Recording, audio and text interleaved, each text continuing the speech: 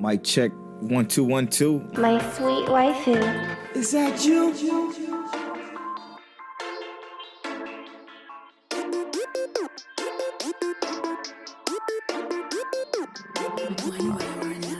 Mic check. Mic check. Waifu. Blanimade podcast. Is that you? Polo Tail, what it do? This is your boy Unbothered Mike of the Blanimade podcast, and I'm with my girl Sine as well. She's with us. Sine, introduce yourself. It is Sine, aka. Oh, You good? Oh, I can hear you now. I was like, I couldn't hear you. Okay, Daisy Code the Stallion. Woo. How's everybody doing tonight? Let's go. And as always, King Telliano and Polo Born Fly with y'all tonight. This episode is about to be a special one. This is the first time we've had a guest actually do a review with us. So this is super exciting. We're reviewing Made in Abyss today. But first, before we get into all that, Mic Check Waifu is brought to you by Lube Complex. Make sure y'all go to lubecomplex.com and use that offer code Waifu to save on your entire cart.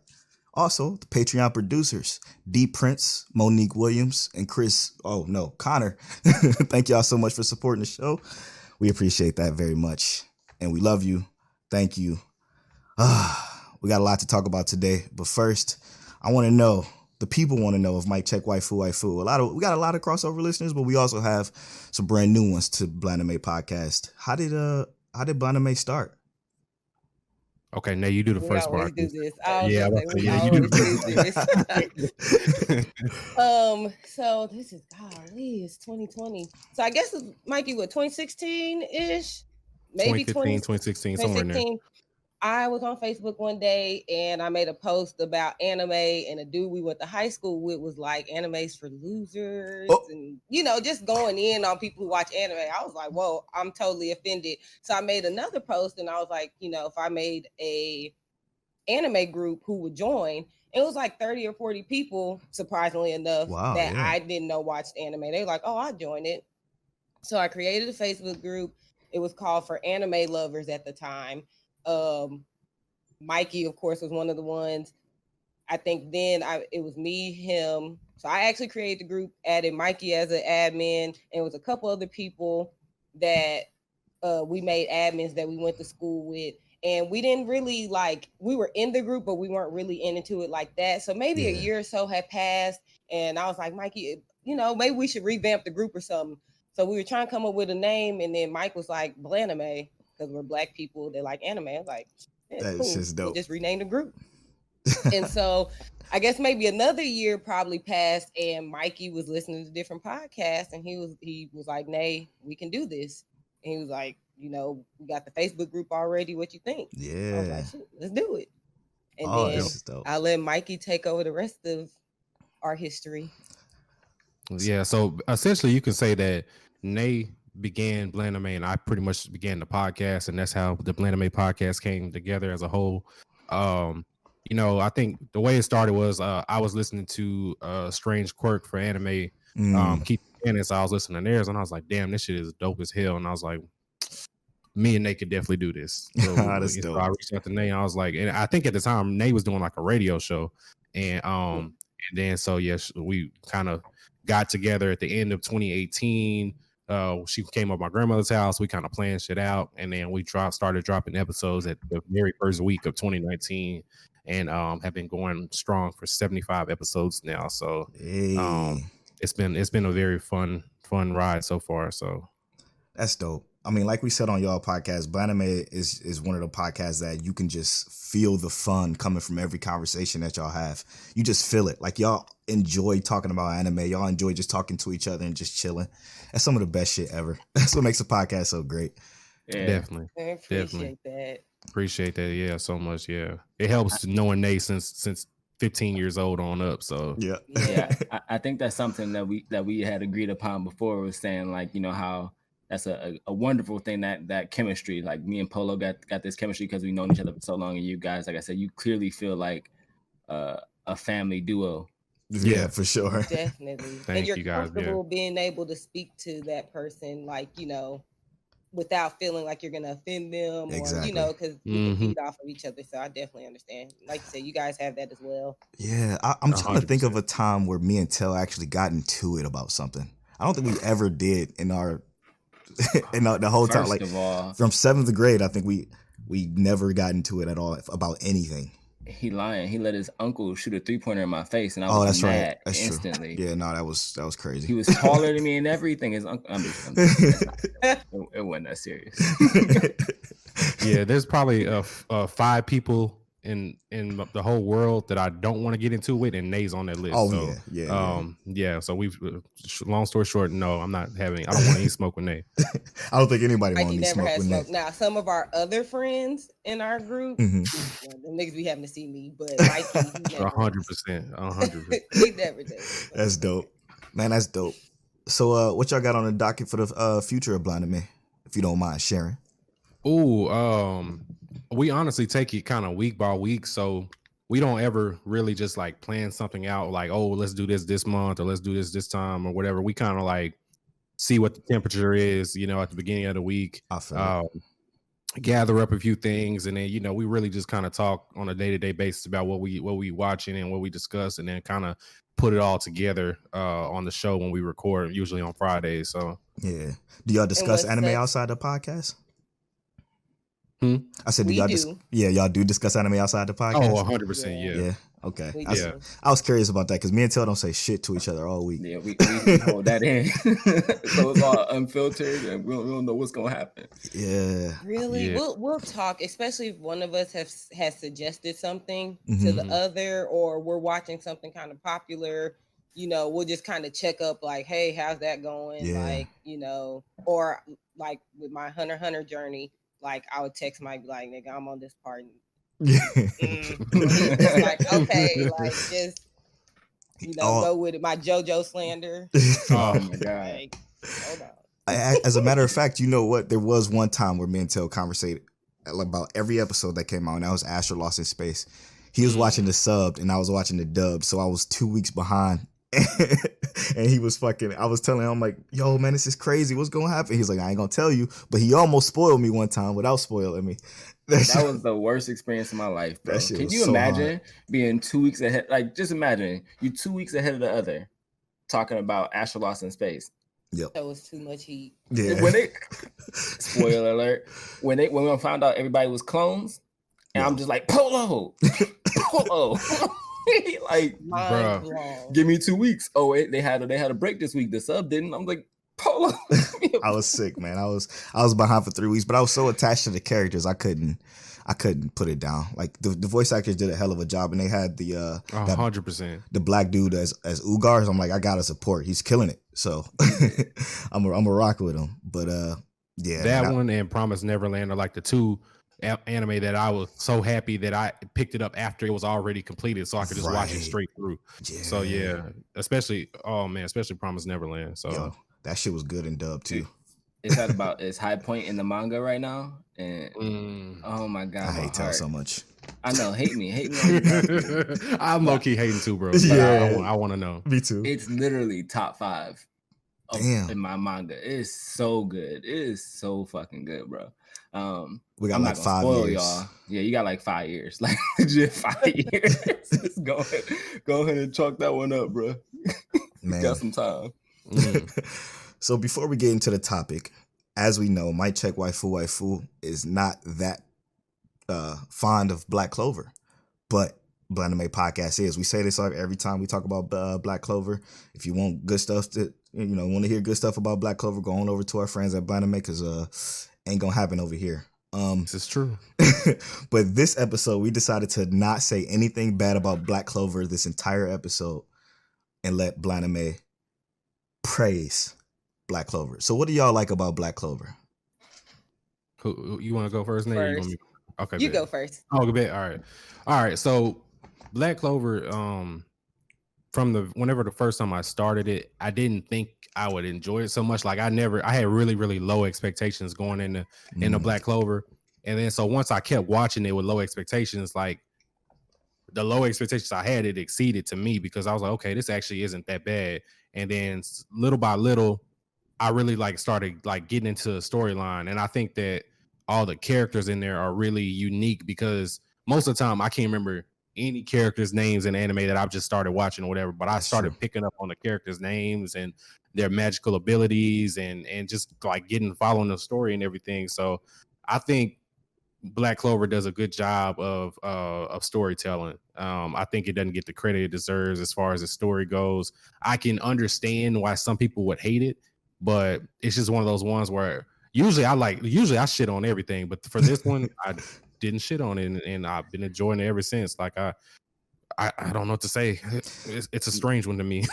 Yeah. So Before you go, Nate, I do have to say that is true. That is absolutely a fact. Like I know every character in Black Clover. Like I know their names. I remember their names. I know their faces. It's something you can't say about all anime, and nope. That is special. That is. Can't believe I said that. That is special.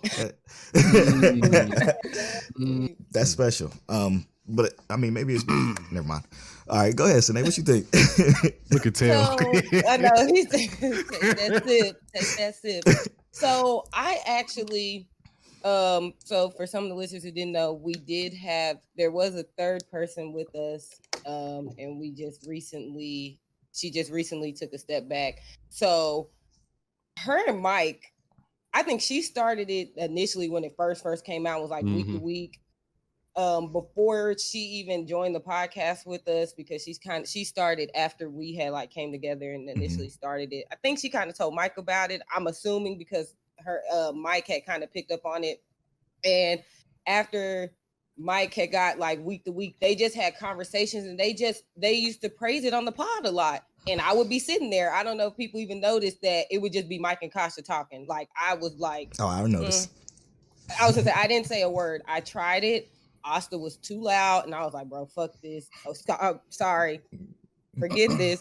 Oh, you and can I was cuss? like, "No, Yeah. I can't." Okay, I was like, "I can't do him. He's too loud." And so Mikey was like, "Nay, like just do it. Like it's not like you'll like it. I think you'll enjoy it." And I'm like, "No, he's too loud. I can't do it. I can't do it." Yeah. And when the binge challenge started, I was like, you know what? That one's kind of long, but it's not that long. Right. Let me just start it and see, just to get some stuff under my belt, because of course that is one that a lot of people do talk about, even if they don't like it. So I was like, at least I can have a dialogue with Mikey, because he has watched it, and I don't want to be like taken away from him being able to talk about it on the pod. So I tried it again, and I was like, oh, this is Naruto Jr. Like, no, I'm done. Like, I'm not gonna like this. But as it went on and the characters developed, I was like, okay, I can really rock with this. I love how the women are written. The women are written really, really well. The animation can be iffy, but outside of that, like Mike said, I think the writing is really, really good. And I do love how close they are, like the Black Bulls. And I think what sold me on Black Clover, I was enjoying it, but so spoilers for people who they probably should have watched this by now. When Finral's brother tried to run up on him when he was down, and they all pulled up. Best moment. Yes, and they was like, Luck was like, "I'll kill you." Yeah, like straight up. No question. I was like, yeah, these niggas too real for me. Yeah. Well, that's also one of the things I wanted to say is like that's my favorite part of Black Clover is that they do friendship some of the best in like all of anime. So like of all the things I say about Black Clover that I don't actually like, that's something I really, really like. Their relationships that they build amongst the characters almost feel like they feel solid. Yes. So like I can't hate on that. I think that's legitimately a great thing. Like I love like towards the end before the manga kind of goes and does a lot of extra things. Like I think this past when they had the trial for Asta, right? And they came breaking through. Like to me, those kind of moments are my favorite because it's like, although the power of friendship should not win every battle, it's more or less not the power of friendship. It's more or less that you have that backup in a scenario when you might actually need it. So to me, I think they did that very well, and that's one of my things I love about Black Clover. Yeah, it's hard for me not to critique a little piece of that, so I'm not. But I am going to say, their relationships and their togetherness, I guess, for lack of a better word, is probably is pretty dope too.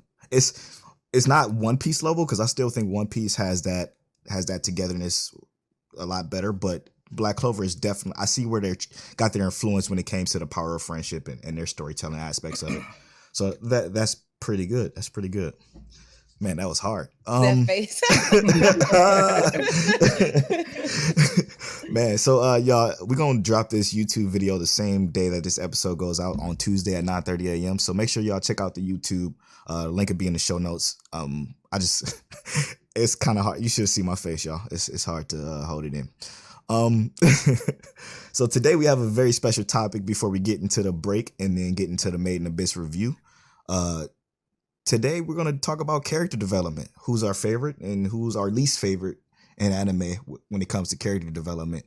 And for this, I want Tell to go first because he was already pre-prepped and written down and all that shit. You know, I always got a list. Yeah, you always got a list. You know how I do. This would be a top 5 podcast if it was up to Tell every episode. Every time. I'm fine with that. Every time I always got a top 5. Yeah. So how about after everybody go, we talk about the Facebook post too? Yeah, let's do that. All right, cool. So just to run through a couple that I really like. I used the 25th BAM because I read the webtoon. His character development is amazing. I also wanted to reference Chize Hattori from Ancient Magus Bride because her development in itself was great. And then my actual character I wanted to talk about was Greed in Ling Yao from Fullmetal Alchemist Brotherhood. Oh yeah. So I think in Fullmetal Alchemist in general, Greed was one of my favorite anime characters as soon as I met him. He up front, straight up, was like ruthless and only cared about himself. But in that very first episode, when you meet someone who's supposed to be the embodiment of greed, he shows that he has some care for like his friends, his allies, his henchmen, that kind of thing. So in Fullmetal Alchemist, you don't get to see as much growth towards Greed's like progression in that way, but you do still see it a bit as the story progresses. He learns to love. But in Fullmetal Alchemist Brotherhood, Ling Yao taking over and becoming Greed, and them having that inner monologue and that battle amongst themselves. Ling Yao himself wanting to do what he had set out to do. Greed already being, Greed himself having to grant power to Ling Yao. I think Greed himself, or the combination of those two characters, had some of the best development. They had two separate ideas, two separate paths, and they kind of conjoined into one, steadfast like direction. I don't imagine, I can't even really think of many characters that did it better when it comes to that kind of development, taking two characters and meshing them into one. Greed is probably in my opinion, my best character development. Worst character development. Yeah, that's what I want to hear. Malti Mel Remark. She is. Wait, who? Malti Mel Remark. Rising. Yeah, Rising the Shield Hero. She's what's her name? Mine Sophia Horbitch Witch. Oh, okay, yeah, the bitch. Okay, yeah. I got you. Yeah, that's her name. So I hate her. I hate everything about her. From the beginning to the end. I don't even know why. She didn't get better. No, she didn't develop at all. She was already strong-ish when they came to the world. She didn't actually develop any new powers, even though she was with the Spear Hero. So it's not like she developed or made him better. He was just gonna get better anyway. And she was just manipulative, and she stayed that way. She never actually won anything alone. Only thing she succeeded at was framing Naofumi. Yeah, she was just an anchor. Shit. She's the worst. She just didn't. She actually, as a character, didn't develop. Like I said, Hamtaro during Ham time had better character development. He went harder than her. That's all I'm saying. Like, come to think about it, she didn't even change her ways, even when the Spear Hero did. Right? Like she was still the same. Yeah, that's wild. Yeah, she was still trying to make him regress. Yes, that's crazy. She's absolutely terrible. She's horrible. Yeah. Yes. I didn't have a top 5 for worst because that was the only one that came to mind. Nah, that's all you need. That's all you need right there. I guess I can go next. So for me, I think the best character development, or characters I should say, will probably have to be the party in Grimgar. A Fantasy in Ash. This was one that we reviewed a few episodes ago. It's in my top 5. The entire cast of characters. Oh, let me just start off by saying, if you don't know what Grimgar A Fantasy in Ash is, it's an isekai based off of a group of, I think it's 5 people who gets transported to a video game world, obviously, but except they don't know why they're there or how they got there. They have no memory of it. They're just thrust into this world, and they are tasked with surviving and helping the Adventurers Guild basically get their marks. This party goes from not even be able to kill one demon, not even one demon, to just gradually learning gradually learning skills. Spoilers, they lose a party member, and it's the hardest thing they ever experienced. They got like PTSD from it, and you experience the PTSD with them as they're trying to figure out what to do next, because they still have to try to survive in this world by killing goblins and making money so they can feed themselves and have a place to live. Their character development is insane because they start so fragmented after they lose their party member that they become so close and just like a family that is above anything else. I am also going to throw out the one we just reviewed last week, and that's Okabe from Steins Gate. His character development is insane. I mean, this man, he's another one who went through so much struggle, so much heartache. When he started, he was this super nerdy, super egotistical guy that just wanted to figure out time traveling, and goes through hell after he figured out that he literally loses himself, and he loses his whole self, and then has to regain his whole self in the second season. So it's a trip. It's a trip and a half, and it hurts. It hurts. And as far as worst character development, people gonna really think I hate this show, but it was the first show I ever watched as an anime form, and that's Goku. Where does he develop? All he does is get more power, and that's it. You know what I'm saying? Like he don't really do much else. He put up, like, what was that situation when he was fighting Majin Buu? And he did a lot of stupid stuff during that one. Yeah, I think it was when he was getting ready to fight Majin Buu, and he put his kids to fight him instead, or some shit like that. I don't remember that story too much because it was too much. I mean, you talking about Goten and Trunks? Yeah. Instead of fighting him himself when he basically had that new transformation and shit, like he was dead though during that time. So that's true. Yeah, he did die. He was a dead guy. You know how much Goku died. That's right. Comes back to life. Got pulled out with that plot armor. That's right. That's also a myth.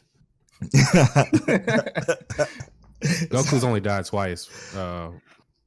But everybody makes it seem like he died like 5 times. It's only been 2 times. It just feels like that, but you're right though. Yeah. I'm with you though. Yeah, I don't. Goku doesn't develop to me. He just facts. That's he developed in Dragon Ball, and that was it. Oh yeah, 100%. Dragon Ball Z, it was like, this is a whole new. It's just spectacle. Just spectacle. That's it. All right, who want to go next? You want me to go, Mikey? Yeah, go ahead. Okay. So I have a couple. My first and foremost will be the Prince of All Saiyans, Vegeta, because I am a Vegeta stan. That's growth. Facts. One to, people know the story, so I'm not gonna go into too much detail, but I definitely said Vegeta. My next one was Shinichi and Migi from Parasite. Wow. That's great. Especially Migi, the actual Parasite, because at the end. So spoiler alerts for people who haven't seen Parasite. It's on Netflix now, so it's a quick one, 25 episodes. I literally cried when he disappeared. Oh man, because I was like not expecting him and Shinichi to get that type of bond, especially seeing how the parasites were within other people, and then just Shinichi's character development. I mean, he went from like this kind of dorky, shy, not really sure of himself kind of guy, and then like just the confidence he gained, and just like the power that he ended up, getting with the parasite. I thought, dude, that's in my top 10. One. So, that's a great my next one is Hyakimaru from Dororo. Oh yeah, let's go. Fact. So, you finished? Have you finished? You finished it. I finished it. I'm very happy. You guys watched it as well? Oh yeah. Okay, so you guys know, and to the listeners, Hyakimaru, Dororo, make a long story less long. I mean, he was literally born and his dad gave him to demons so the land could prosper, and he had nothing, no organs, no anything. And to watch him develop, I mean, slowly get his organs, and Dororo was actually a big part of his development, and him being able to, like, I guess, see what's really, like, what was really worth it or not, at the very end. I don't know if that's my favorite one. Yeah, I might say I think he might be my favorite character, like best developed character in my opinion. Yeah. And my last one was Naofumi from Rising of the Shield Hero. Yes. Yeah. He definitely, because I would have been bitter even after they apologized. I'm like, no, I'm still not working with y'all. I don't care. When the Fallofield Queen told, I don't care. I'm not fucking with them. They let them, they let old girl lie on me, and they've been playing me this whole time, playing me to the left. Nah. So for him to be able to kind of, grow and realize that it really wasn't about him and it was a bigger goal in mind, and like, just kind of sucking up, and even how he treated Raftalia from the beginning, Melty, and then what's the little girl, the little Fallofield that ended up being the new Philo. Yeah. I mean, just like watching, even though he was being an asshole to them, just seeing like on the inside, like how much he cared. I was like, okay, he does have a heart. Like, even though they tried to like kind of take that from him. So those are my favorite or best in my opinion. And then the worst ones, I have Hank from the Abandoned Sacred Beast, because I just don't like that anime at all. One. Yeah. You haven't? Mm-mm. Oh, don't. It is very redundant and repetitive, and he has because the anime is so repetitive and redundant, like literally every episode is the same, there was no growth whatsoever. Oh yeah, I'm all the way cool. And he was kind of, do not watch that. That's the worst. And the other person I named, her name is Rachel, and that's from Angels of Death. So that's like a horror anime. Rachel. Oh yeah, we hit. Yeah, I hated that show. Okay, so I was gonna say Isaac had a little, I mean, yeah. So y'all know, but like Rachel, I was like, she is so dry, and she was dry the entire time. Zach had way more character development than 100%. Yes, yeah, 100%. Definitely. I don't even know what happened on Rachel's side. Like, bro, what is this? Like, what is she playing this the whole time? Right, like that was the only thing we got out of it. Yeah. So those two right there, those are my worst. Yeah, Rachel had to be like, she was so blatantly boring. It was ridiculous. Like it was just like it was just she too much. She held that show back big time. Yeah, it had a lot of potential. And she held it back. The best moments were the characters around her, never her. Yes, exactly. Everything around her. She was just so dry. So yeah, those two, Hank and Rachel, they are no-goes. That's a good one. Yeah. What you got? Okay. All right, bet. So I put a small list together. Let me see here. So I did put Vegeta, Nay, as far as best character developments. So Vegeta for sure, I think should be recognized as one of the best character developments in all of anime. Straight up. Easily. I did put my boy Gaara of the Sand on there as best developed characters as well. If anybody, King. If anybody has seen Naruto, you know what Gaara went through as a baby, up into the teenage years, up into him becoming the Kazekage. So yeah, Gaara for sure. Damn. One of the best character developments I've ever seen. It's not really an anime, but it is. I'm going to roll with Zuko from Avatar: The Last Airbender. That's funny. For sure. That's good. Yeah. If you've noticed, I really fuck with the villains that transition over to the good side, and they do it the right way. So Zuko definitely falls under that Vegeta Gaara tree as far as character development. So if you haven't seen The Last Airbender, please go watch that, and you'll know what I'm talking about. Yeah. And then the last one I had, I just did 4. I didn't have a 5th one. I didn't think off the top of my head. Ken Kaneki. I've only seen season 1 of Tokyo Ghoul because I know a lot of people yeah. hit on season 2, but I did like King Kaneki's development from in season 1 of Tokyo Ghoul from the beginning all the way into that last episode where he fucking lost it. So Yes. Because he was a crybaby. Yep. He was a 100%. softy. For 11 episodes. I'm okay with you being a crybaby if you turn into A goat. I want all the smoke at the end of it. So I'm okay with it. I'm waiting for Deku to turn into that. That's why I can't finish it. He's there. I think he's That's why there. I can't keep going with that. He cried too much. Yeah. Nay, you gotta get over it. You cried at the end of My Hero. That's because those children were touching. Those 2 little kids that daddy left them on the island. That's what hit me. That made her shed a little thug tear. All Might. See? And All Might talking to Deku, but it wasn't really Deku. Even though he did that, he cried like that one time, I think. Well, he might have cried like twice. But him and All Might's dialogue, I understood the tears. So I was like, okay, you get a pass with that. Imagine like going to see a My Hero movie with your friend that doesn't give a fuck about My Hero movie, and then the movie ends and there's tears running down her eyes. I'm like, Nay, are you crying? That's crazy to me. I couldn't believe that. Meanwhile, I hate My Hero. I can't They finish didn't it. give a damn about My Hero before that movie, so I was like, what is That's going on? funny, man. Yeah, so but that's my forward for best development. Who did I have for worst here? I think Sakura for sure sucks as an overall character. But then that's really Kishimoto's fault because he sucks at developing women character. Yep. So it's really not her fault that her writer fucking sucks. Straight up. But for sure Sakura. Who else did I have on my list here? Where'd it go? Worst development. Oh, everybody in Inuyasha sucks. Yes. Wise. Everybody. Yo. The entire cast. Whole facts, man. The entire cast outside of Sesshomaru. I'll put it like that. Yes. And he was barely seen. Yeah. Barely seen. Yep. So everybody in Inuyasha outside of Sesshomaru sucks as far as character development. Inuyasha didn't gain an inch from the beginning of that show to the end. Yep. His 2 side chicks, they didn't gain an inch.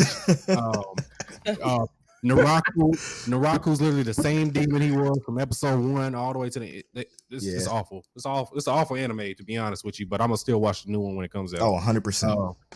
Yeah. So that's pretty much what I got. I had to throw all of the whole cast in there. So all right, I got the whole cast under the bus. The whole cast under the bus. I gotta ask this. That is ridiculous. Why not you, bro? Because I can do that. So I think out of the 4 main characters, I think they all had a certain extent of character development because Yusuke pretty much didn't give a fuck about anything for the most part at the beginning of beginning of the series, and then at the end of the series, he literally was like, "Okay, I'm riding out for my friends." Right. And I don't need, like, for my main characters, I don't care if you got like some goal, like I want to be Hokage or I want to be Pirate King. As long as you really just about riding for your friends, that's all I care about. Straight so I'm up. with that. Yeah. Kurama will probably be the least developed out of the 4. There's nothing really crazy happened with Kurama outside of him getting back in touch with his demon roots. But for the most part, his character stayed the same. Hiei had the most character development out of the 4 because you find out about his sister and his past and everything. So he literally was trying to kill everybody. Then he had like one of those Vegeta growths where he was like, okay, now I'm a good guy, and it worked. Right. Kuwabara was just a punk at first, and then he became a good guy. So he probably had a little bit of character development, but not much. But I think that they all had some to us. If I was hitting a casino, I would have all my money on red that Mike would say Bleach or somebody from Yu Yu Hakusho, and I was wrong. I would have lost all my money. I would have went out.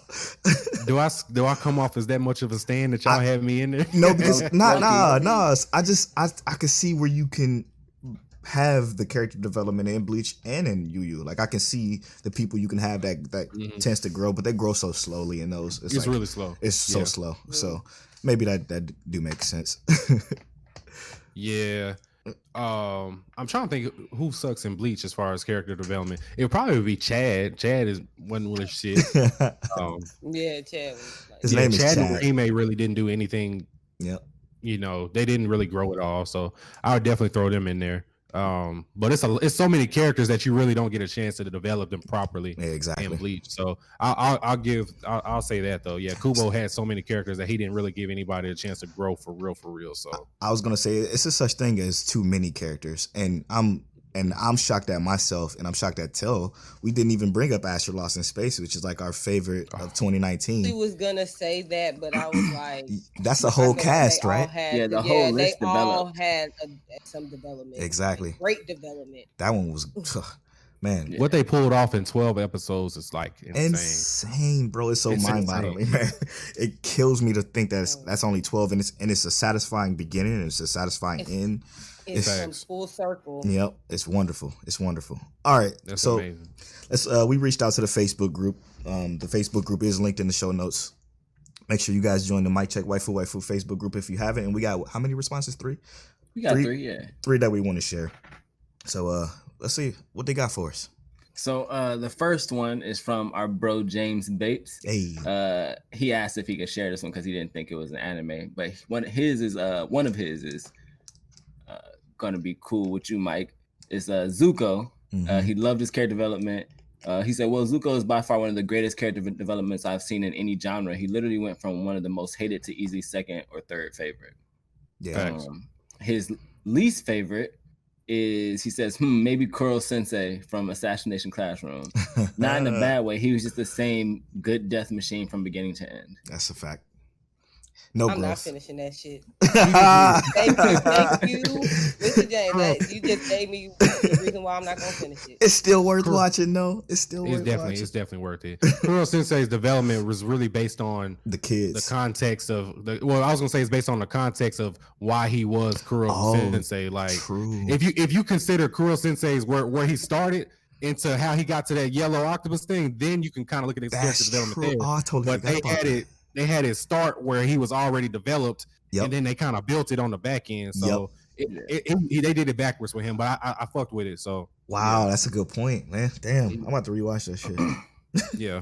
And meanwhile, they like, I ain't finishing it. I hope she do one day. She'll cave in one day like she did Black Clover. Yeah. The next one is our bro Jeremy Martinez. He gave us 2 paragraphs. I ain't gonna read one of the paragraphs. It's a little too much. But the first one is, one of the best character developments for me would be Nico Robin from One Piece. Ooh. She had her entire life taken from her and was betrayed and used by everyone she ever met. After joining the Straw Hats, she still struggled to trust them and basically act like her life was unimportant. But slowly, as the Straw Hats continued to pursue her, she realized that she did want to live and what it meant to have friends. Now she's one of the most loyal friends a person could ask for and values her life with her friends. Wow, that's a fact. That's a good true. one. I don't know. Okay, Mike, you're not there yet. So they've introduced Nico for me, but she's only been introduced like within the past 20, 30 episodes. So there hasn't been a lot going on with her. That's right now. Sorry. No, but y'all go ahead. I'm fine with the spoilers. I'm gonna regardless. So I don't care. His second one is his least favorite is Sasuke Uchiha. He said he went rogue, left with Orochimaru, despite all the people trying to look for him, help him out. His brother confessed that he tried to protect the leaf, and he still tried to destroy the leaf no matter what. Yeah, that shit was stupid. He was addicted on revenge, and basically he just went down instead of up. So his character development to him was just like straight trash. And I actually have to agree. Like, he developed, it was just not great development. No, like, it wasn't. He developed in a negative way. So there's nothing that people got happy about it. And Sasuke is one of those characters people either love or hate. You can develop in a negative way, but it could have been done way better than that. Like, I like Sasuke still, but I still think his development was shit too, because it was just written poorly. Like, why?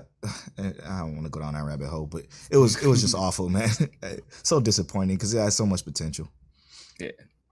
Other than that Chidori that he always used, very. Yeah. All right. Our final one is Russell Galland. He said, Raftalia from Rising of the Shield Hero has had one of the best character developments in my opinion. Granted, there's only been one season thus far, but in that one season, she went from being helpless and too scared to even hold her weapon to embracing her inner badass. Now she not only jumps into a fight without a second thought, but she's found her voice enough to stand up for herself, even against Naofumi when she feels the need. Facts. Yeah. She's Second waifu is right. Rock Lee in the second half of Shippuden really let me down. In the original anime, his goal was the same as Guy's, but he seemed to show enough drive to surpass him. It just seemed like after a while, it wasn't about his goal anymore, and his main mission in life became, how can I be more like Guy Sensei and not surpass him? Not surpass him. Yep. Well, what a fact. Yep. Yeah, I'm tired of writing this shit type of shit. Let's kill off Neji. Yep. Y'all, there's two that I forgot. What's up? That I want to add to best. Let's go. Both from Vinland Saga. So Canute. For sure. Oh my god. Because Canute went from a bitch to a king. Straight up. Literally, spoiler for anybody who hasn't seen Vinland Saga. You Shame on should you. watch it. It's like literally. Watched it. Yes, it's literally like 1B for top anime of the year last year. And then Askeladd. I know that I was gonna say, Askeladd. Oh, I was sick. That's a great one. Was it downward? It was kind of a straight line, but it was so much there. It was just so much there that you felt him on every fucking turn after it was all explained. Amazingly written. Yeah, man. Yes. Oh, it was so well amazing. So well written. Yeah. That show, yeah. Oh man. Man. So I'm sorry. I just had to put those two. No, that was a great. I'm glad you did because you remembered that. Because I straight up forgot. Vinland Saga is goated to me. Yeah. I can't wait for more, man. We need more. Yeah, we need that. Straight up. Man, that was a great topic. Thank y'all for that. I appreciate that. If y'all got any character developments y'all want to share, tweet at us at MikeCheckWaifu or at Blanimade Podcast, and I'm sure we'll each talk about it on one of our shows. And this is the part before we go to our break. We're gonna have a quick break for you, but we have some recommendations. I can start off with the recommendations this week because I believe Tel started last week. So my recommendation for this week is going to be. Oh shit! Did I forget it that fast? We talked about a lot. Oh, it was going to be a Wise Man's Grandchild. Yes. For some reason, I don't know why I have this fixation on fucking isekai, but it's another one of those. A guy who has a business, he's a normal business life, almost like reincarnated as a slime, but he dies, and when he dies, he wakes up as a. I guess he wakes up, but he's born as a newborn in this world where they don't understand the concept of science, but they have magic. He takes his knowledge. Oh, he was a scientist. Excuse me. The main character was a scientist in the former life. So he comes to this world as a scientist, as a baby, and he utilizes his science to amplify his magic ability. So the emphasis on fire and when you put a certain amount of wind to fire and what it does to the actual skill of fire. I think that's dope. Wise Man's Grandchild is one that's worth watching. That also has some great character development and some fucking crazy ass overpowered skills that the main character uses. That makes sense in the world of science. So I think that's dope for sure. Tell what you got. Y'all have any recommendations? Hey, y'all got any? One that I try to throw out there for people. I am going to Domestic say Girlfriend. Sunday. No, I'm just kidding.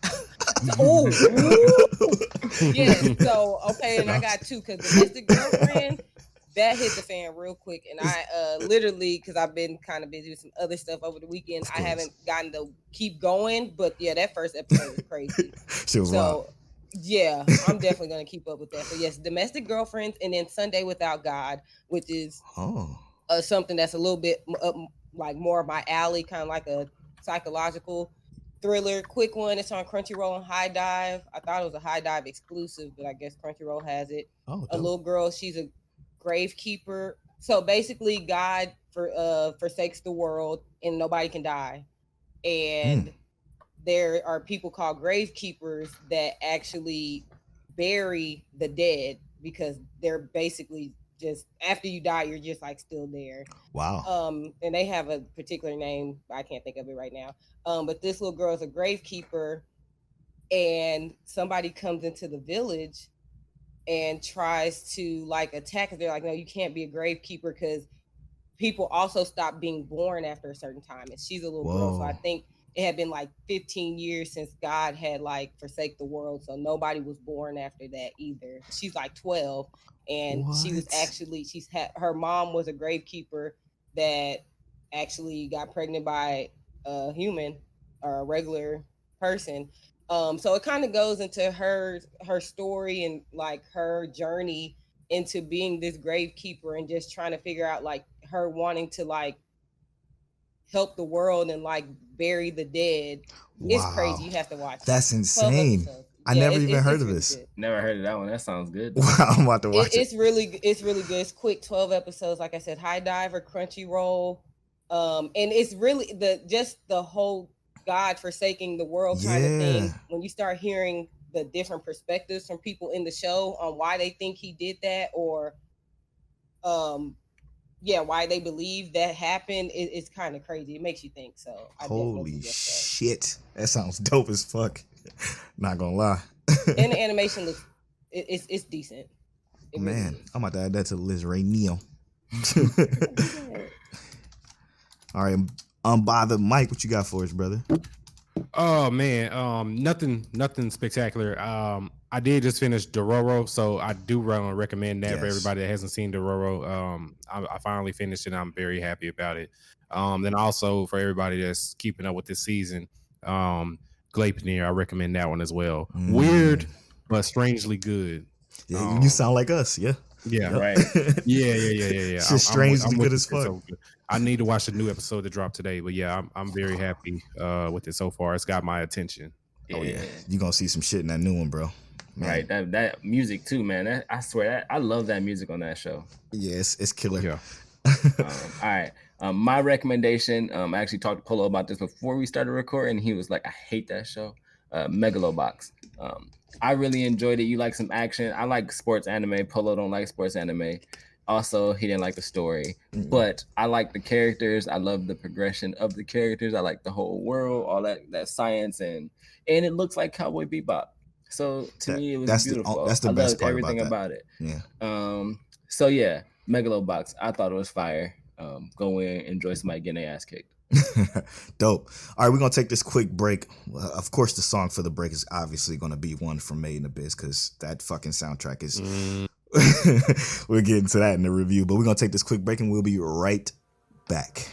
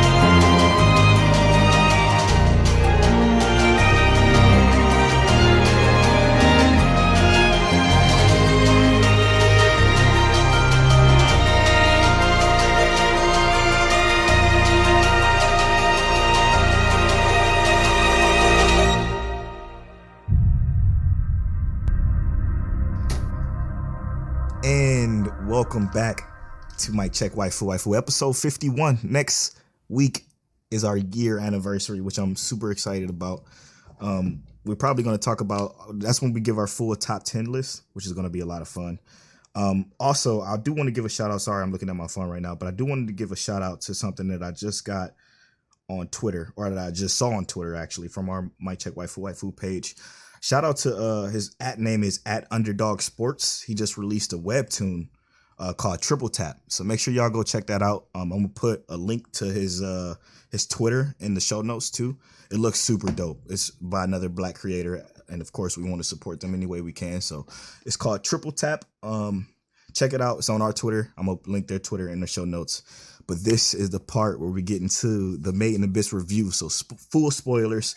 No holds bar. If you haven't seen Made in Abyss, which you should, it's only 13 episodes. It's a quick, easy watch. Check it out. Man, this is interesting. So, this is hype, first of all. Yeah, because this is going to be the first time we sharing a review with anybody. So this is like special. And our favorite other podcast. We're excited. I know.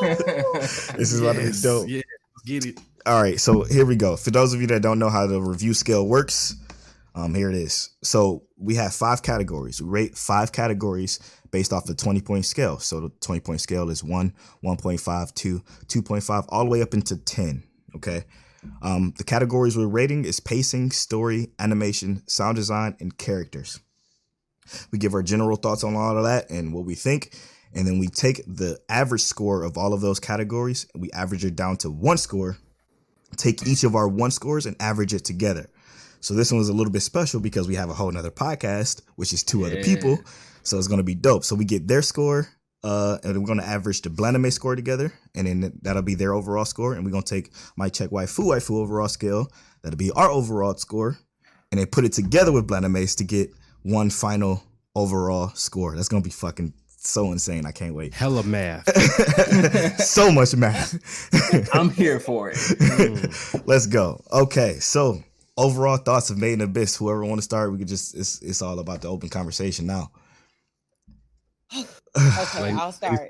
Yeah. So, first of all, I loved Made in Abyss. I want to shout y'all out for putting us on that. Hey. If you guys didn't know, if you guys didn't listen to our collab episode on our pod, they suggested it to us, especially because we like the mystery sci-fi stuff. So shout out to y'all for that firstly, because no problem.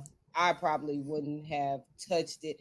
I have a bad thing about seeing stuff when I see little kids. Yeah. Like little kids, not that, shown in age. Yep. I'm like automatically like, I'm the same way. No. I'm the same way. I did that with the Roro. When I seen the actual art cover, I'm like, oh, look at this little ass girl. Exactly. Yep. I did the same thing with Made in Abyss. That's so funny.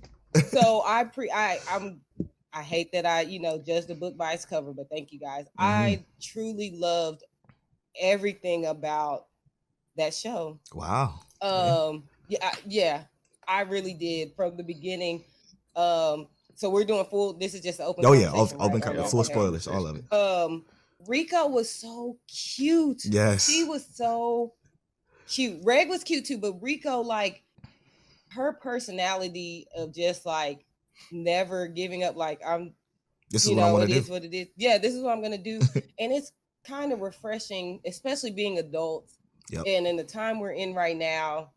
And with so much stuff going on, it's really hard. I mean, it's really easy to get down and hard, like be hard on yourself, get down and kind of just like, well, maybe this is just how it's going, this is how it has to be, or maybe this is just what it is. And to see somebody like her, it was actually kind of like encouraging for me because I'm like, okay, you know what, girl, you can keep going. If Riko could keep going through hell and high water, I could keep going. Like hell, man. She kept going, didn't she? Lord, she was pushing through. That shit was wild.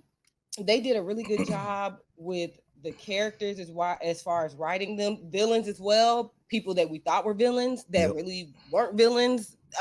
They did an amazing job with that. We did kind of text a little bit. Yeah. Yeah, we didn't want to give too much because we wanted to be able to kind of hear each other's thoughts on here. So I don't know if Mikey feels me like with what I just said, but yeah, It's the animation looks good too.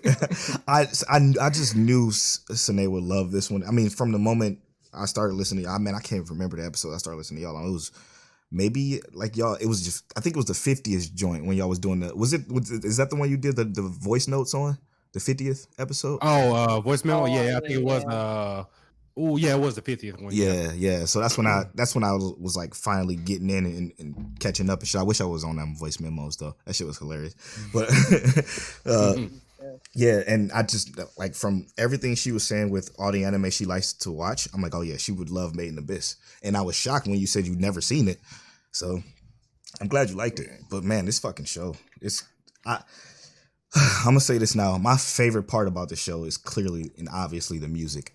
For those of you that don't know, I don't even listen to rap that much anymore. Like after the Little Yachty's and shit came about, I was done. Like I was straight up done. I was always the Kanye, the Jay-Z's, the Drake's kind of guy. I never liked that fucking whatever Tekashi 6. Rap. Yeah, that shit. Like I don't like the Littles and the Youngs. So I kind of transitioned my music listening like to like lo-fi stuff.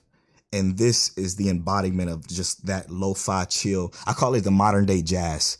Like the shit that you could just put on and just sit back and relax to. You can, write some shit, you can study to it. Like whatever it is. And this music, man, I called it moment music on Twitter. The moment music of Made in Abyss is fucking insane. And it's so good. I just loved it. Download the soundtrack, actually. Yeah, did you? It's just ill, man. It's like they orchestrated it. Like I never seen so much effort put into anime music. Like most of the time it's either like, and don't get me wrong, Glipnir's music is also dope because it's super live, but it's super, I guess you could say computer generated for lack of a better word, because it's like dubstep and shit like that. This shit is orchestrated with violins and fucking organs and just shit that has me blown every time I hear it. but what you're not talking about is the timing of the music. Yes, brother. Man. The timing of that music makes a whole world of difference. Like when he walked into that garden and saw the grave, like they didn't necessarily hit you with the fact that this could be sad. It was more like there's silence, the swell, and then the music comes in and you get that crescendo. Like, yo, they hit you at the perfect time with the music straight every single time. Like, I love that. That's shit. What I think makes the music so good is like not only the fact that it's actually well orchestrated music, like whoever the music director was great, but the timing, like they chose their points cleverly and it was precise. It was beautiful. I enjoyed the music too entirely. Yeah, and Sine hit on them characters. Like, to be honest, the two main characters are really like they were the fucking stars of the show. And they were not afraid to take out one star for literally 3 episodes. And when Rico was down, when she had that fucking poison in her, I was blown. She's 12 years old. I was like, that's how she about to go out. I honestly thought that's how she was gonna go out. I was like, this shit is intense, right? So Mike, what you think? You This is what I could. I was waiting because I had to get some shit off, man. So, hey, man, listen. Whenever I first started watching, I'm just like Nay in the sense that I hate little tiny like really kitty characters. I hate it. Same. That's probably why I shit on Hunter x Hunter because I hate them. But I really wasn't too thrilled to start watching it. Whenever I started watching, I was like, oh shit, because I didn't really like read into it or look for anything. Like I literally just saw it, click play, and kept going. I was like, oh shit, this kid characters. Yep. Fuck it. And so I kept watching it and everything, and I was like, all right, cool. They're kids. They need to go down into this hole. And then this is one of the few animes that I literally like, out loud went like, whoa, what the fuck? Like I was like, I thought it was gonna be like some real happy-go-lucky shit. Then it got real dark, real quick. And I was very, very pleasantly surprised. The music is fire for sure. The plot twist, the animation's dope. Like, there's a lot of really good, dope things in this only 13 episode anime. So then I'm like, shit, this shit only 13 episodes. Where's the next part of this shit? Like, same, man, same. That's the one thing I am gonna say. it was weirdly paced. Though Yeah, it was weird as fuck with the pacing. So like 2 months passed, and when he was in the orphanage, when Reg was in the orphanage with Rico, and then like 10 days had to pass when he was training with Ozen or in the forest training. Like that shit was off. It was kind of. It was And really then off. they started saying like the deeper they got down throughout the abyss, like Time the changed more the and shit. time changed. So we really don't That's true. That 10 days could have been like a how day. time. Oh, that's crazy. Right. So now you just blew my fucking mind. That's crazy. I didn't even think about that until right now. So like the 10 days that they were with Ozen, she explained the whole time thing. So that could mean that they weren't even there for 10 days. It could have been like a day and a half or some shit. Man, it's wild. This show's wild. And this is the one anime that made me really like I really wanted to start tweeting, like getting the timeline upset whenever I watch this anime, because I really want to say, y'all motherfuckers get mad at me over Show Tucker, but y'all haven't seen Made in Abyss and how fucking Mitty went down. Mitty over what's the name? Nina all day long. Oh my god, yo! Don't y'all ever talk to me about Show Tucker and Nina ever again. I forgot about that. When I saw it, I totally forgot. Like it escaped my mind from the first time I watched it. I don't know how, because this shit was so fucking diabolical, dude. Every time I see the whole Show Tucker thing, I do think of Meaty. Do you? But yeah, I do. Only because like it's way worse. I don't think the scenario itself. Like I think having to watch your best friend go through that is more fucked up than just showing up and you see this little girl switch into a dog body. No, but they watched, and then like the whole like relationship growing and the whole everything about it was him to do like because she was suffering. Oh my gosh, I was like this. She said, "Kill me if you ever see on something site, like that." As soon as she was finished, kill me. And then she tried to fucking kill her multiple times and couldn't. The girl couldn't die.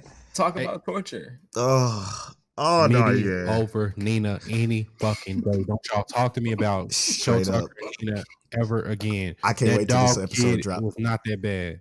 He's gonna start using Meaty. He is gonna use Meaty. But they not even gonna know. They're not gonna know.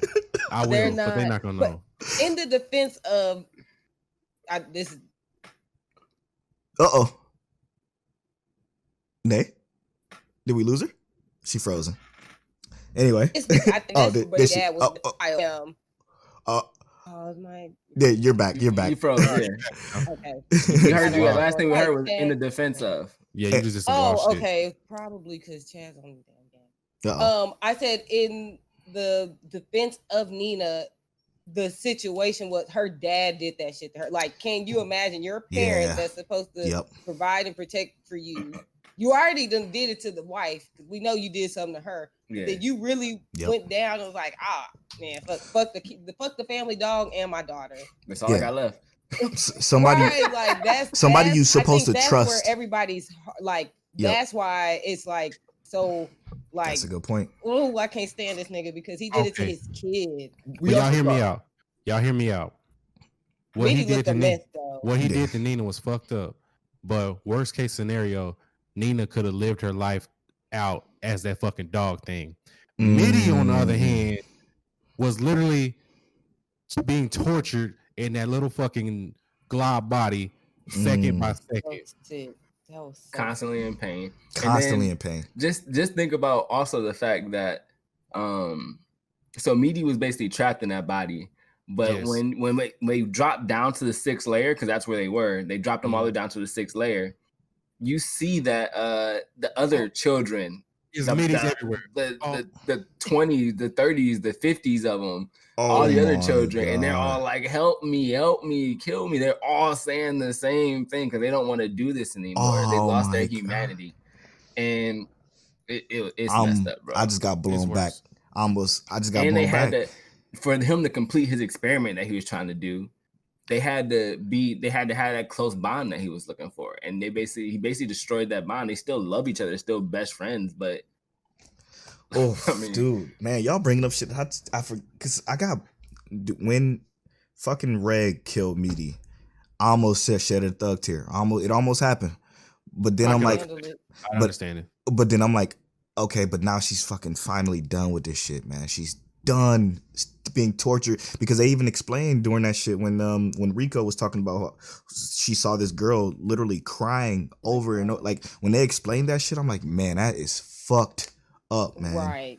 Mm-hmm. I don't And know. what was Mike even might be worse right. was that dude, that guy, I can't even think of his name, but old dude at the end, he was like, "Oh, you finally did it, Nanachi." Yeah, you I was finally. waiting. I'm like, you bitch ass nigga, you was really waiting for somebody to figure this shit out just to do it to somebody else. I was like, oh, this nigga is evil. Straight. Oh, yeah, evil. Bondrew. That's your Bondrew, yeah. Fuck him.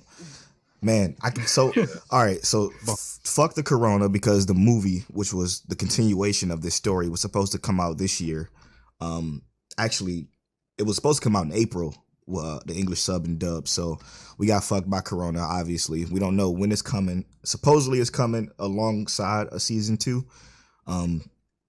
But I think we should get into the rating of this shit. Let's do it. All right. Tell if you do us the honors. Oh, you want me to start off first? Yeah, what we starting off with? I'm just gonna say this off the bat. To me, the pacing of this show was the weakest point of it. Yep. Mm-hmm. But I thought the pacing had some very important like moments that were put in the proper place. So pacing to me is an 8. Gave it an 8. Wow. For me, the pacing was literally, like you said, the I guess the biggest flatline of it, which is not really much of a flatline, but it still had me a little confused on. It felt rushed. That's the term I'm looking for. It felt kind of rushed. It felt like they were trying to hurry up and get to the part where they can finally like end this at a cliffhanger. And I hate being blue-balled in anime. Like, don't do that to me, man. And it's the worst when it's years. Like, it was 2017 this dropped, so it's been quite a while since we had anything of a continuation. I might even pick up the fucking manga not knowing when the movie's coming out. But I'm gonna give it a 7. 7 Nate. for sure. I agree with you guys. With what you guys said, I thought the pacing was just like you said, because I mean there were clues that they tried to give us, but because they didn't really go into that much detail, Yep. like with Ozen, like telling them that, and they might have touched on it a little bit at the orphanage. I kind of can't remember now, but like you said, the pacing was just kind of weird, and just the time skip, or if there were really time skips. Yeah. So for me, it was a 7.5. 7.5. Okay. All right. What you got? So while I was watching it, I think I was like on episode 7 or 8. Aaron from Black Anime, shout out to Aaron.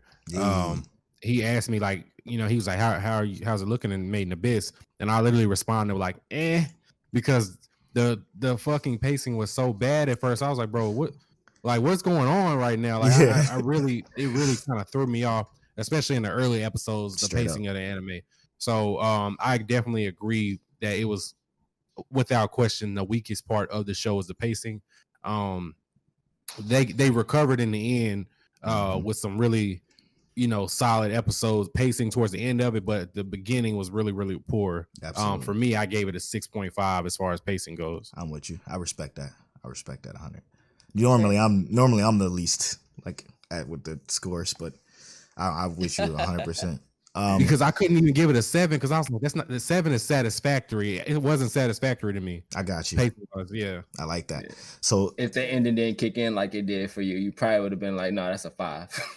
Hey, if the ending didn't kick in like it did, I would have gave it a 1, bro. Like, it would have been really bad. But no, they made up for it, but it was still, overall, it was bad pacing. Yeah, it feels super rushed.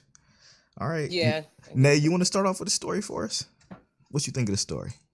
Well then, the story, I really did like the concept. I thought it was pretty well written. Mm-hmm. Again, I guess a little bit of this, I don't know if I want to say it goes into the pacing.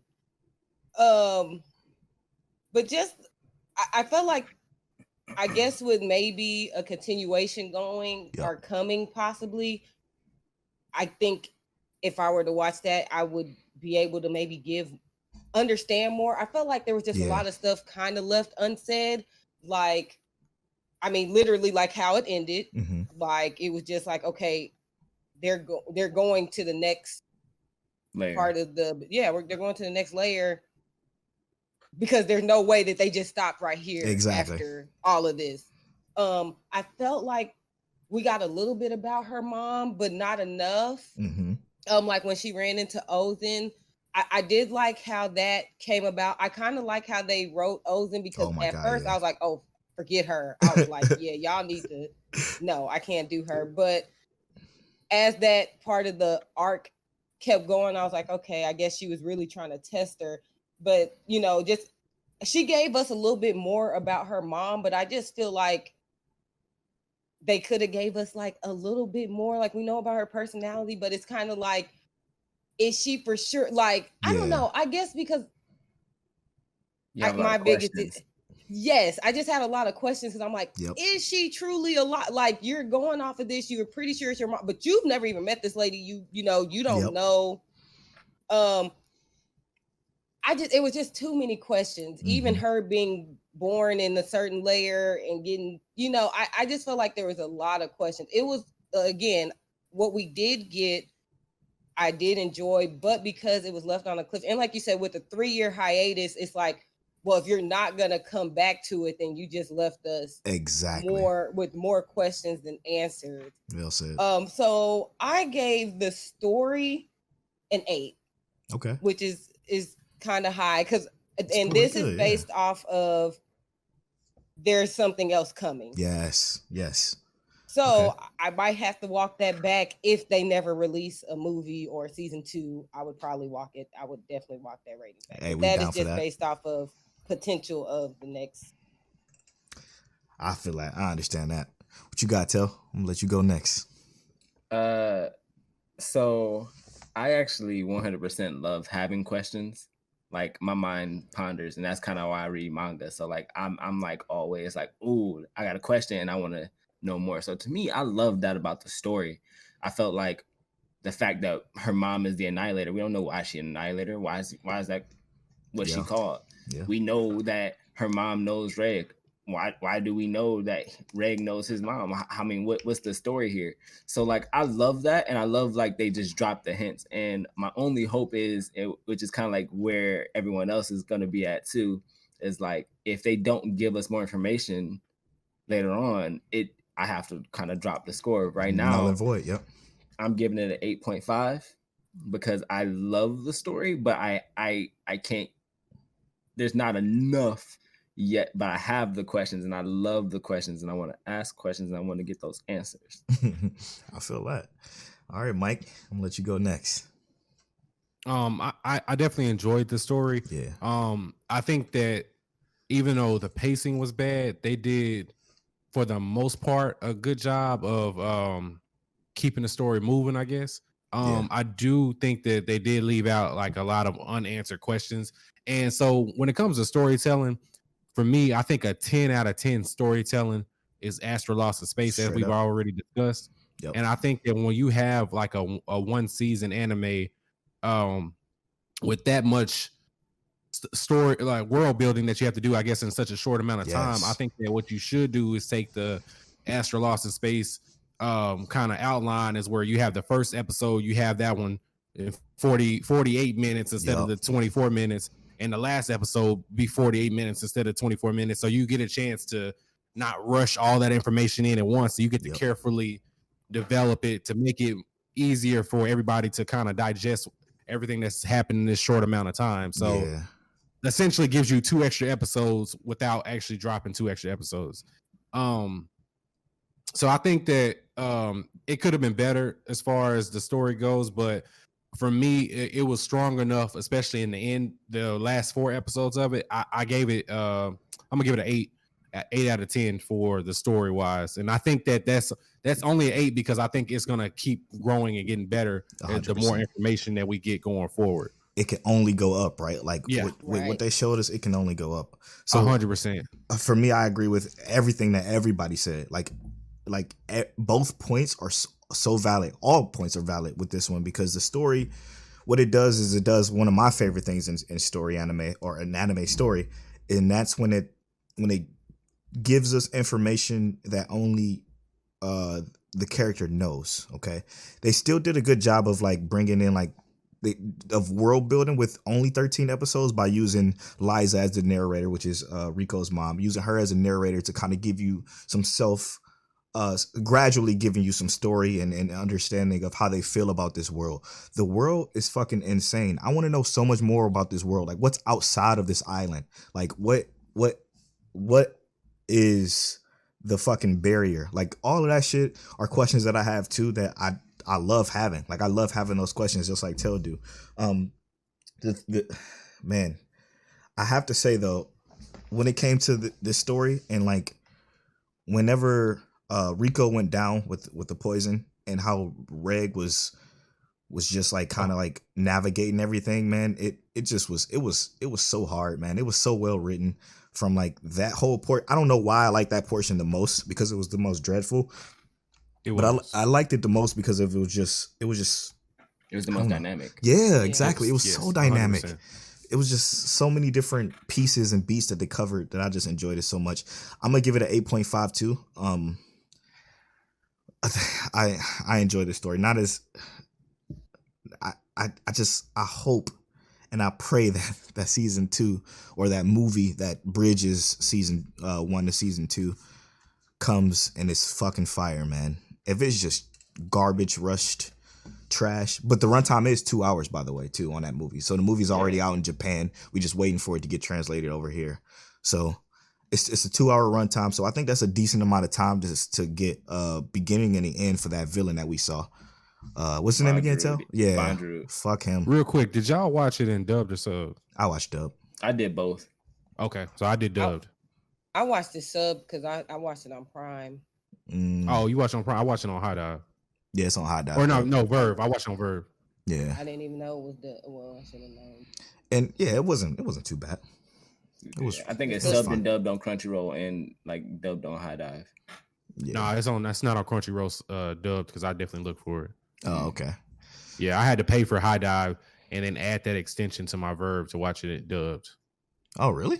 Yeah, I'm sure I could have watched it for free, but I was like, let me just go ahead and do it. Because High Dive has a lot of other stuff on there. Because High Dive also has like 2 Made in Abyss movies. I don't know if they're like prequels or whatever. They're just recaps. They're the entire season put into like a movie. Which really, I don't know how the fuck that's gonna work. It worked though, because I watched it and it fits, and you get more information on Bondru. Oh shit! I should have watched that. I'm about to go back and rewatch that thing. I know. Wait a minute. I didn't even know that. Huh. Yeah. It's your boy. Dope. All right. I'm gonna throw the unbothered for the animation. Okay, bet. Animation. So the animation I thought was really good throughout the entire show. Straight up. I think they jumped it off with like the dope thing about this animation is you get to see these creatures in this anime and the way they move, and I think it's very, very fluid for me, and I appreciate them for that. So that first flying whatever he was in the first episode, I can't remember. Crimson Split Jaw. Crimson Split. Man. I would have never thought of that name. Yeah, straight up. That thing, that scorpion thing. Like they move really well when it comes to these little action scenes. And then I also love Reg's little cannon thing that incinerator. Yeah, that shit was loud. I literally be waiting on that. I was waiting on that every time it was a chance for him to use. I was like, fuck him, please. Fuck him up. So for anime that doesn't have like a whole lot of action, it did really well animation wise, especially having little kids as the main characters and everything. So I enjoyed it, and I think it's gonna only get better too with when they start having more adult characters like the Annihilator, and I'm sure Bondru gonna fuck some shit up when it comes to his so yeah. So for such a short anime, I'm gonna give that one. I'm gonna give that one an 8.5 animation wise. It's a great one. All right, King Teliano, what you got, brother? So everything he said, I agree with. What I wanted to talk about was the Annihilator, like his cannon. That I loved about that incinerator is that first shot when you see that Crimson Split Jaw get blasted, the burns in the tree, you think that's an incinerator, but they explained that it actually isn't an incinerator. It undoes anything that it touches. And I was like, when you see him blast Mitty away, you see her kind of like not really incinerate. You see everything almost look like it gets reversed. And I just thought that was a really cool little concept that they threw in there. It's more like erased though, right? Yeah, like it's like erased. Like you see the pieces unfold and then they kind of just disappear. Oh, okay. I also love, like I said, I brought it up before, when he steps into that garden where you see the grave with the hammer pick. And kind of like how they transition from the super bright light to the green Everglades kind of deal. I don't know. I just think it was super beautiful animation. 8.5. Yeah, I'm gonna go next. I think again, I like the weirdest shit in anime. When what's her name brought out the blanket and she was explaining the curse to Reg. For some reason that part impressed the fuck out of me, dude. I don't know what it was about it, but it was this invisible blanket that she kind of like threw up in the air and that they went up. Yeah, Nanachi. That they threw up. That they went under it and she was explaining it. And then when he was fighting, what's it that monster called that they that poison Rico tell? The Ore Piercer. Ore Piercer. When they were fighting Ore Piercer and Nanachi told Reg to look up. And he looked up and like you could see the outlines of the curse, and then the fucking Orc Piercer didn't know what to do. He was confused as shit, and then Reg was right there and he bodied him. Like that shit was perfect, man. I loved every piece of that animation. It was just so wonderful. And then like the backgrounds, they're like painted and also animated at the same time. It was wonderful. Every time they showed a shot from the top of the island looking down into the abyss was fucking gorgeous. Like it was insane. I'm gonna have to go with a 8.5 too. This is a hard one to rate any lower because it was so beautiful. Facts. Vistas. Facts. All right, Just piggybacking off of all you guys, I definitely agree. One of the things that I really liked, especially, I feel like it's not as dark as some animes, but because it did have some really, really dark moments.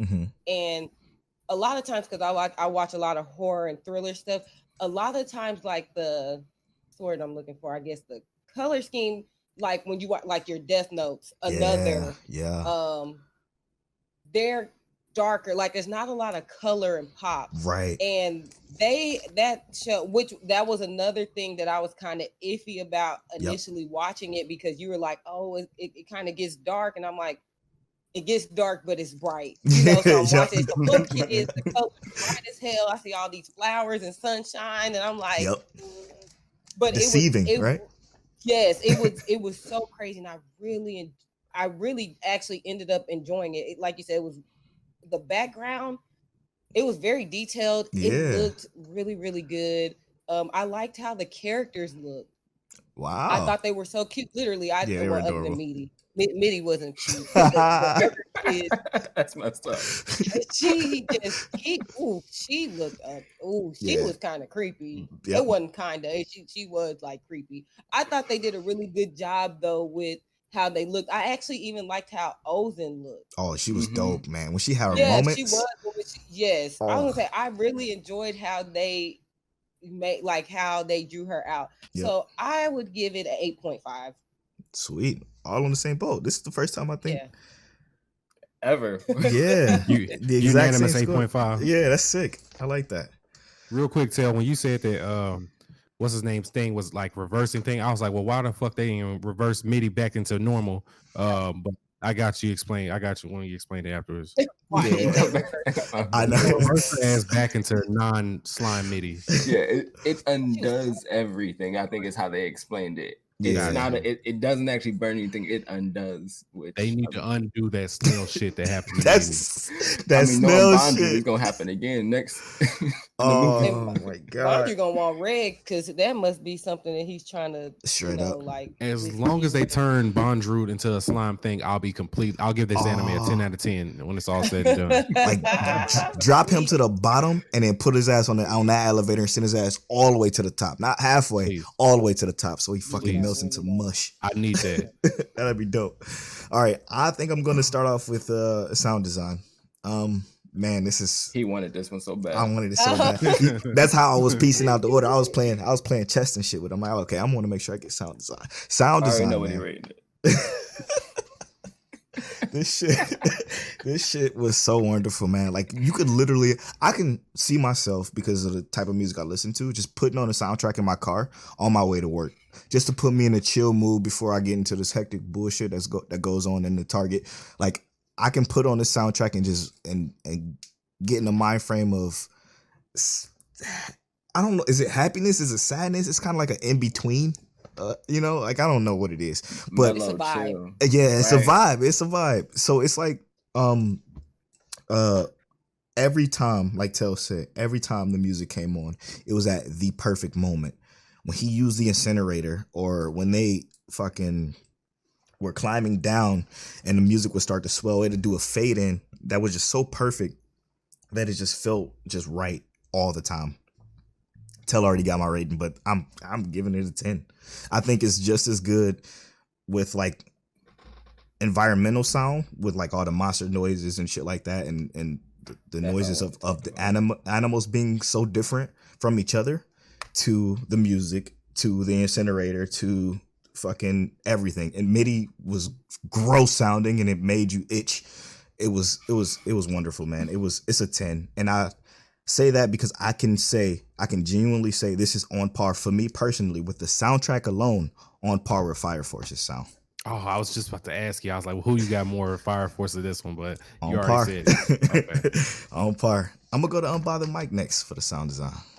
I'm not gonna say too much. I loved it. I think that because Polo already said from the jump, like, hey, y'all gonna love this soundtrack and everything. So I was waiting for it. I was like, okay, shit, he's right. So yeah. Yeah, no, soundtrack is good. The sound design, as far as like the incinerator thing, all the other little small details, the creatures, all that shit is legit. So I'm definitely I give it a 9 for sure. Yeah. Dope. 9 out of 10. Nay. What you got, Nay? So I agree with you guys. Like I said earlier, I actually downloaded the soundtrack literally probably when I was getting towards the end of the show. I was like, yeah, I gotta get this. I think it was a song on there that I ended up finding. It was called Tomorrow. Yes. Like, this said joint. So I'm downloading the entire thing. Like you guys said, the sounds from the different characters, or the different animals or monsters, how they brought the music in.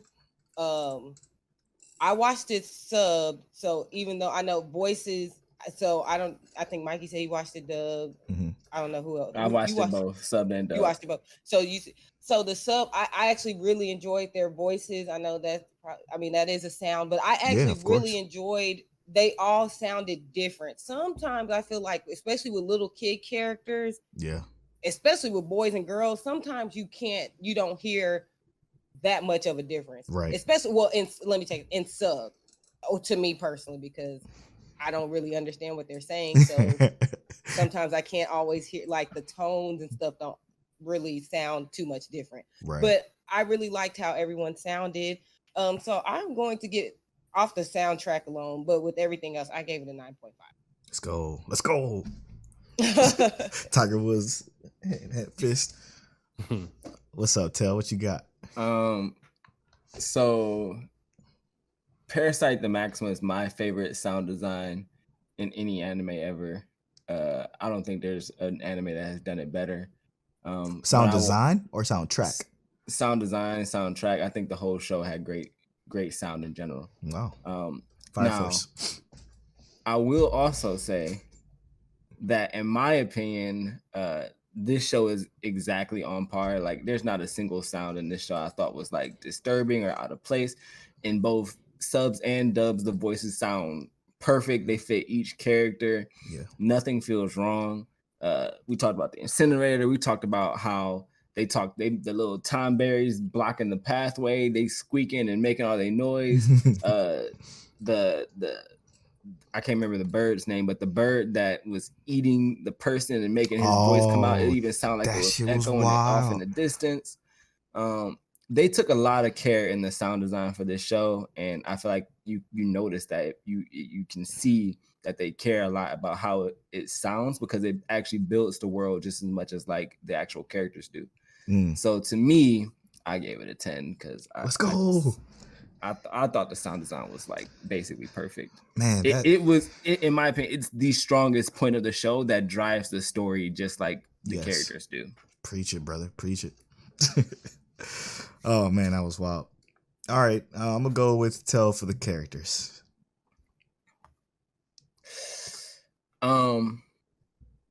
So characters to me was solid as fuck. But I feel like there was more that I wanted from the characters. Yes. Only because like Reg is a kid and you know Rico's a kid and they got some cool interactions. I loved Ozen. She was goated. I even personally like I don't hate Bondrewd because he's doing his ambition, right? The whole ambition of the characters is to carry out what their goals are and everything, right? So like I love the characters in terms of what they're going. I feel emotion for a blob creature, you know, like the characters themselves. I feel like each character has some kind of like they're pushing the story.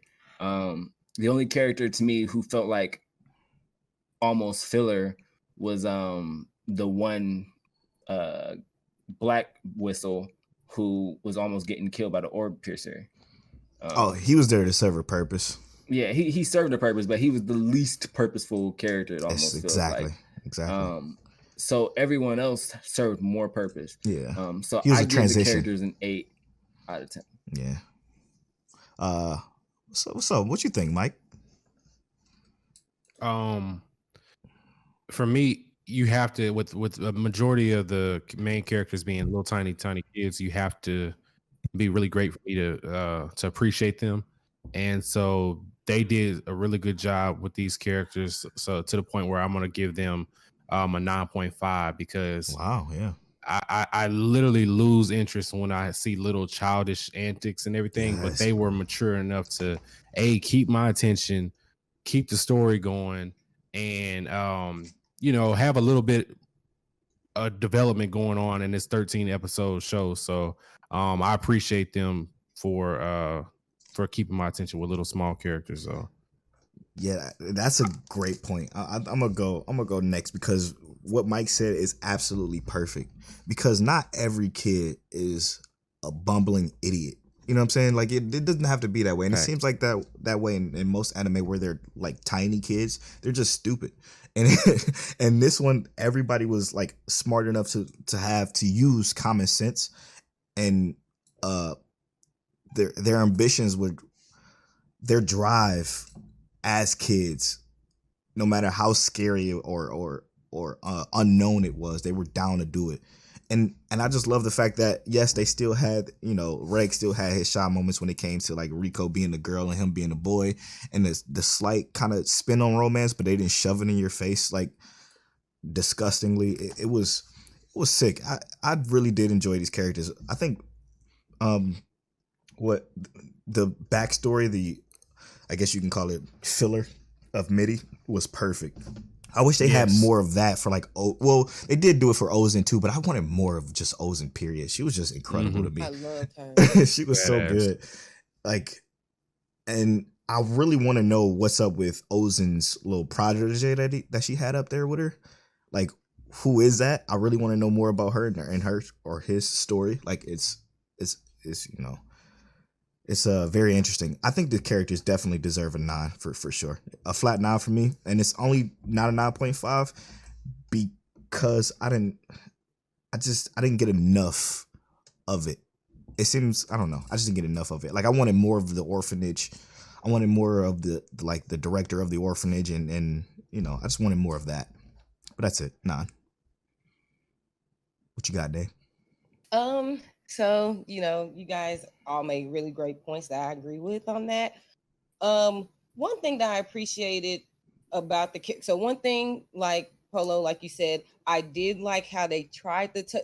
Everything has to have some romance in it. Yeah, like, of course. Literally everything you watch. So I like you said, how they kind of hinted at it, but they didn't make it creepy because they're little kids. Yes. It was just kind of like, okay, well, yeah, you could tell. Okay, he kind of likes her, but Right. they're little kids. We could keep it pushing. Exactly.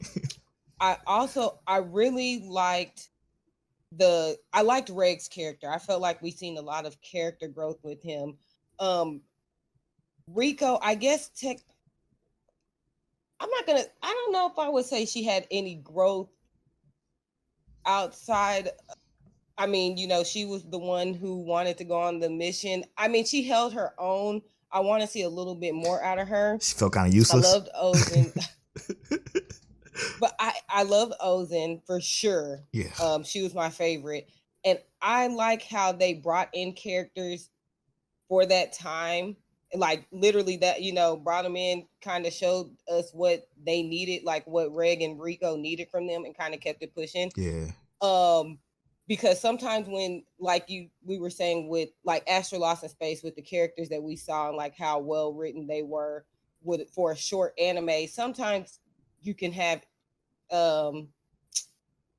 too many characters and then you don't do enough with them. So I felt like everybody that we were introduced to served their purpose. Like, but it wasn't too much. Like, it was literally like, okay, well, this person came in for this. They did their thing. And then that was it. I thought it was cute at the end when she sent the letter or whatever up.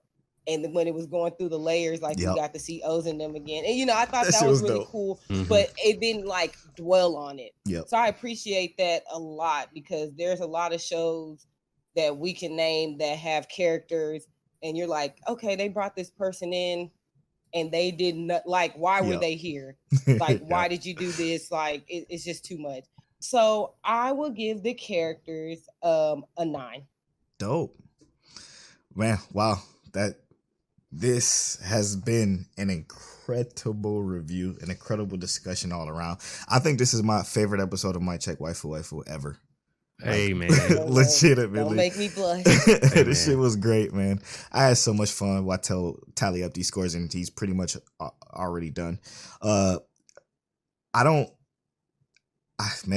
had fun. All right. No, so same here, bro. For real. Yeah, seriously. Thank you, guys. Yeah, thank you for recommending that to me and Nate, because I think that for sure me and Nate might not have ever picked up Made in Abyss without y'all. So dope. Touched it. I'm glad we was able to put somebody on. Yeah. All right, so here we go. I must go ahead and say out the individual scores of each person, the individual overall score, that is. So we're gonna start off with Nate. Nay gave Made in Abyss overall score after everything was tallied up at 8.5. Okay. It's pretty good. Mike gave it an overall score of 8.3 after it was all tallied up. Polo gave it an 8.6. King Teliano gave it an 8.6, which is shocking. Was our score the exact same? That's the first time it ever happened. Yeah, we both gave it an 8.6, which is about right. So for the tallies of Blanimade gave Made in Abyss an 8.4, and My Check Waifu gave Made in Abyss an 8.6, which brings the overall Blanimade Check score of Made in Abyss at 8.5, which is dope. I think that's about right? Yeah. Oh man, yeah. Actually, what I get, well, on my Annie list, you can't do half points. So I think when I finished it, I gave it an 8. Saying that it was like an 8. Yes, you can, Nate. You can do half points. I think you gotta so. go to your settings. Oh, okay, so that's because I have mine just like. Yeah, just go to your base settings number. and alter it. You can do a point. What's a point on there? Okay, well then I'd have to alter that. Dope. That's dope. I don't understand. These scores blow my fucking mind every time we do it, because it always end up being exactly what I thought. Like what I thought personally for myself, what the score should be. And I always think it's going to be either higher or lower. To give y'all some retrospect into what we've done so far as a podcast, we've rated now 15, well, technically 16, but we don't count our Hall of Shame. We rated 15 shows, okay? The rating goes like this. Number 5. Wait, let me actually put it in the doc. So give me just 2 seconds. Let me see here. I'm gonna put, we're gonna put the Blanimade and my check in here. So we're gonna put that. Wow, that's interesting. Wow, that's very interesting. It always blows my mind because there's some anime that we rated that sometimes we just like, dang, we really rated it that high? Yeah. And then we like, dang, we really rated it that low? Exactly. Hey, this might be one of them. Okay, so number 15 for the Mic Check Waifu, we have Dr. Stone at a 7.8. We was kind of okay on it. It was good. I was mostly low on it because I feel like it didn't do anything that special. So blame me at Polo Born Fly. Number 14, we have My Hero, just season 4 of My Hero at a 7.9 because that shit was super okay. It was okay. Yeah. I agree with that one for sure.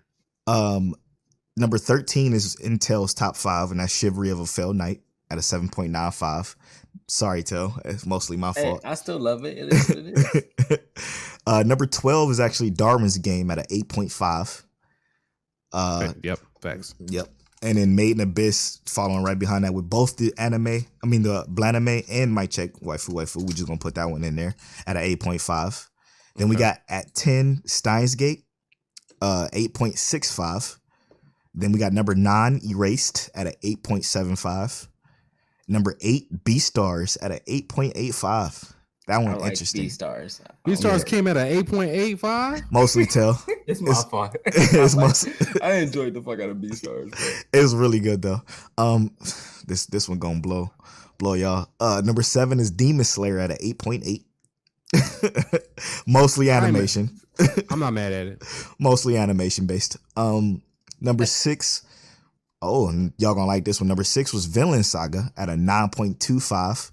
Let's fucking go. That's pretty good, right? Number 5. I'm sorry, I almost skipped a few numbers. Number 5 was Grimgar, which is in my top 5 at a 9.3. That's such a good fucking story, and it's beautiful as all hell. Number 4 is Promised Neverland at 9.3. Number 3 is Fire Force at 9.35. Number 2 is Clannad, a slice of life that's dear to my heart. That actually number 1. That blue tailback. Number Clannad is a 9.8, and then number 1, obviously, Astro Lost in Space at a perfect 10. Like it's just without a doubt. Without question. Yes. Oh man. So this has been. Wait, Tell, get us with that recap, bro. Sorry. Yeah, bro. I was gonna say, what you doing? All right. So the Blanimade check foo.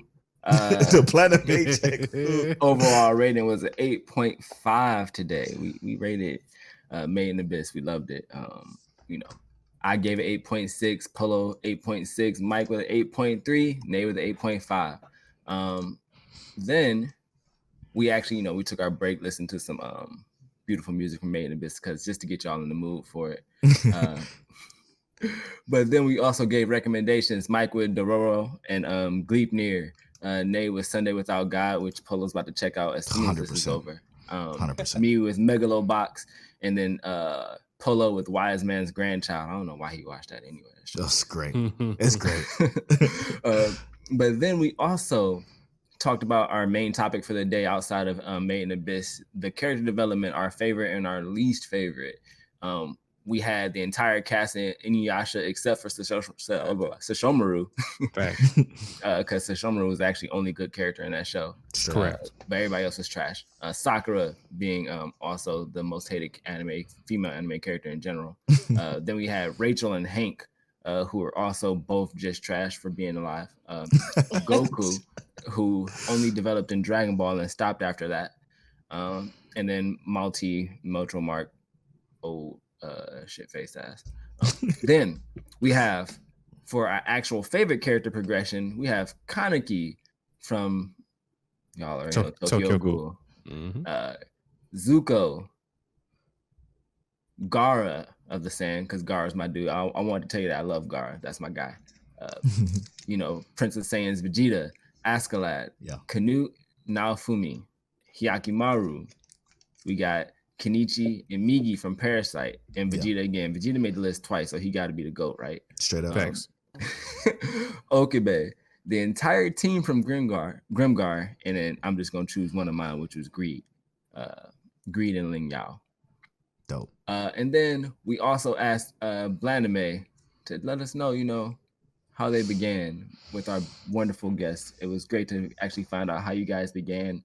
I know we heard it the second time, but it was great to hear that again. Yeah. And we'd like to thank our sponsor, Loot Complex. Straight up.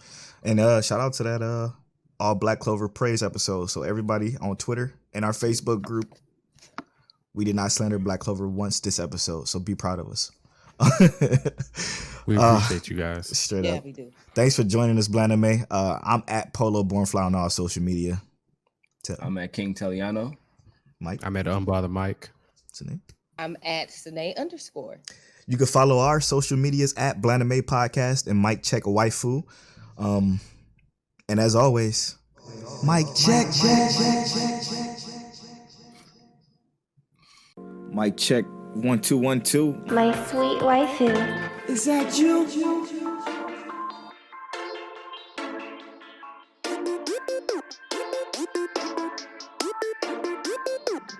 One way.